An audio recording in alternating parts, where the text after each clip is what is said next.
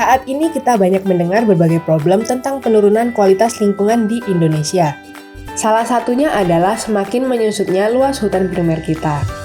Data Bappenas dalam dokumen RPJMN 2020 hingga 2024 memperkirakan pada 2045 akan tersisa sekitar 18,4% dari total lahan nasional seluas 189,6 juta hektar.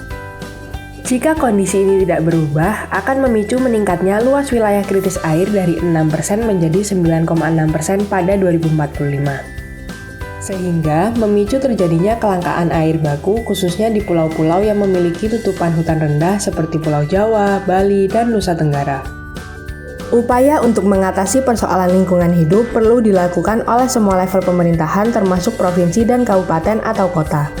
Salah satu upaya yang saat ini dikembangkan adalah dengan menyediakan insentif fiskal dari pemerintah provinsi kepada pemerintah kabupaten atau kota yang memiliki capaian baik dalam pengelolaan lingkungan hidupnya. Pemerintah Provinsi Kalimantan Utara merupakan pionir untuk memberikan insentif fiskal berbasis ekologi kepada kabupaten atau kota. Sebagai provinsi termuda di Indonesia, pemerintah Provinsi Kalimantan Utara telah berhasil mengembangkan skema yang dikenal dengan transfer anggaran provinsi berbasis ekologi atau yang biasa disebut TAPE. Melalui skema ini, pemerintah Provinsi Kalimantan Utara mereformasi pengelolaan dana bantuan keuangan khusus atau BKK yang ada untuk diberikan kepada kabupaten atau kota dengan menambahkan komponen ekologi. Skema kebijakan tersebut tertuang dalam Peraturan Gubernur Nomor 6 Tahun 2019.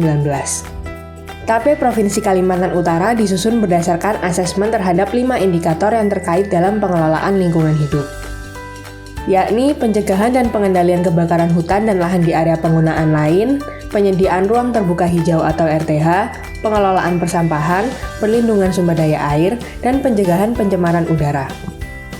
Bapeda Litbang selaku leading sektor pengelola kegiatan TAPE kemudian melakukan asesmen kepada hasil capaian yang disusun oleh masing-masing kabupaten atau kota yang kemudian dihasilkan sebuah indeks TAPE di masing-masing kabupaten atau kota.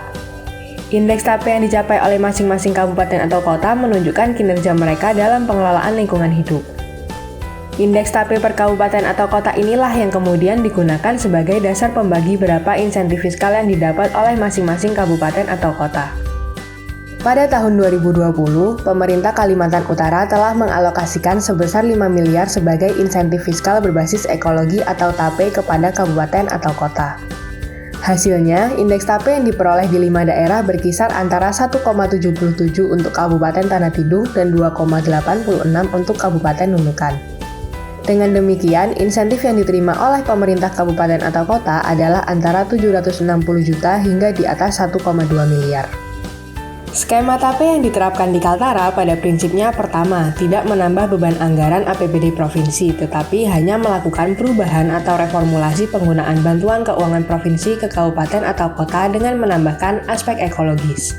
Kedua, TAPE dapat meningkatkan dukungan, koordinasi, dan kerjasama antara provinsi dan kabupaten atau kota untuk menjaga lingkungan dan pencapaian target penurunan emisi gas rumah kaca atau GRK. 3. TAPE sebagai bentuk komitmen pemerintah provinsi dalam melakukan supervisi dan pendampingan kepada pemerintah kabupaten atau kota dalam pengelolaan lingkungan hidup termasuk mendorong partisipasi kelompok perempuan.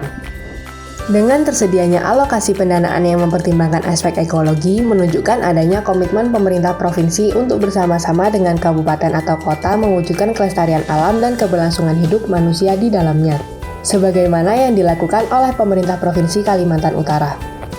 Sudah saatnya provinsi-provinsi lain di Indonesia menerapkan skema insentif ini supaya pelindungan terhadap lingkungan dapat terus dilakukan secara berkelanjutan. Jadi, siapkah provinsi Anda?